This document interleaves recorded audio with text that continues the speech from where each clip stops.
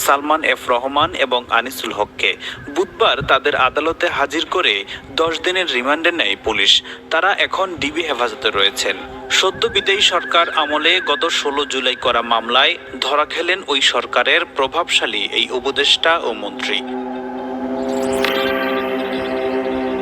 রিমান্ডে প্রথম দিনের জিজ্ঞাসাবাদে তারা দেশে অনাকাঙ্ক্ষিত পরিস্থিতি তৈরির জন্য দায় চাপাচ্ছেন সাবেক স্বরাষ্ট্রমন্ত্রী আসাদুজ্জামান খান কামাল ও আওয়ামী লীগের সাধারণ সম্পাদক সাবেক সড়ক পরিবহন ও সেতুমন্ত্রী ওবায়দুল কাদেরের উপর। সূত্র আরও জানায়, যে মামলায় সালমান এফ রহমান এবং আনিসুল হককে গ্রেফতার করা হয়েছে সেই মামলায় ভিকটিম গুলিতে মারা গেছেন। অথচ এজাহারে বলা হয়েছে কোটা বিরোধী জামাত শিবির এবং বিএনপি নেতাকর্মীদের এলোপাতাড়ি আঘাতে ভিকটিম শাহজাহান মারা গেছেন। মামলায় কেন মিথ্যাচার করা হয়েছে সে বিষয় নিয়েও তাদের জিজ্ঞাসাবাদ করা হচ্ছে।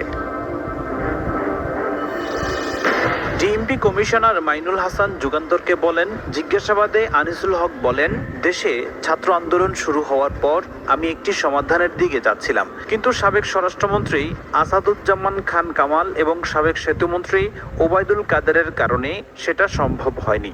আন্দোলন দমনে তারা খুবই অ্যাগ্রেসিভ ছিলেন।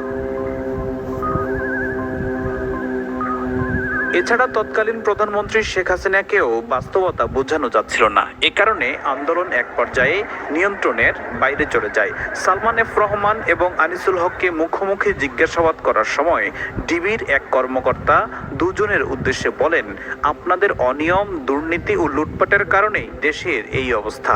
এ সময় তারা নির্বিকার ছিলেন। ফখরুল ইসলাম, যুগান্তর, ঢাকা।